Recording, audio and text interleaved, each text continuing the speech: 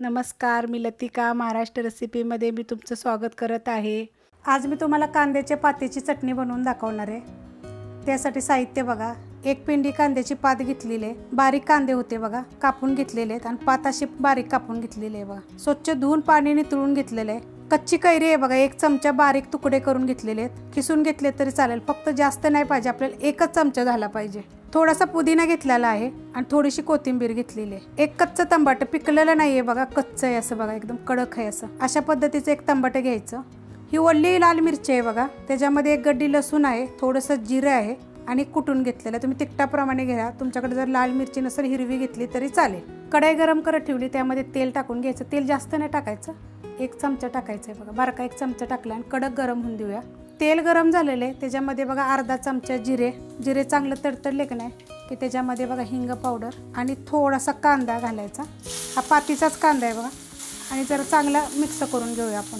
थोडंसं परतून घेतलेलं आहे बघा, कांदा हलकासा बघा कलर चेंज झालेला आहे। आता त्याच्यामध्ये ही बघा मिरची आहे, मिरची, लसूण आणि मीठ, थोडंसं जिरं कुटलेलं आहे, कुटून घालायचं म्हणजे चटणीला चव छान येते। थोडंसं परतलं की त्याच्यामध्ये बघा टमाटर टाकायचं। टमाटर कसं कडक असावं म्हणजे चव थोडीशी बघा वेगळी येते, असं सॉफ्ट नसावं टमाटर, नाही तर एकदम हिरवं जरी असेल तरी पण चालेल। आता हे परतून घेऊया, थोडंसं हलकंसं परतून घेतलेलं आहे। आता त्याच्यामध्ये चवीनुसार मीठ टाकायचं। थोडंसं हलवलं की यात बघा एक कच्ची कैरी एक चमचा आहे, पुदिना, कोथिंबीर आणि पात।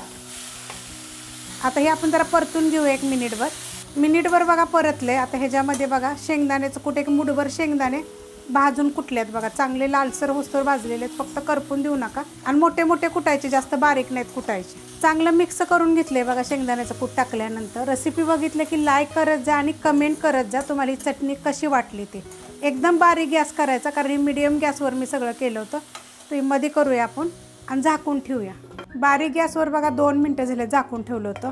ह्याच्यामध्ये काय करायचं तुम्हाला मी अजून एक गोष्ट सांगते, ह्याच्यामध्ये ओलं खोबरं जरी खिसून टाकलं की नाही थोडंसं आणि जर 1 मिनिटभर झाकण ठेवायची, नुसती वाफ काढायची, मस्त अशी बघा ही चटणी लागते, चवदार एकदम छान। तोंडी लावायसाठी तुम्ही ज्वारीची भाकरी, बाजरीची भाकरी ह्याच्यावर तुम्ही खाऊ शकता, वरण भातावर तोंडी लावू शकता, एक नंबर चव लागणार। ह्याच्या अगोदर बी मी कांद्याच्या पात्याची चटणी दाखवलेली आहे। रेसिपी जर आवडली तर लाईक करा, सबस्क्राईब करा, कमेंट करा आणि शेअर बी करा।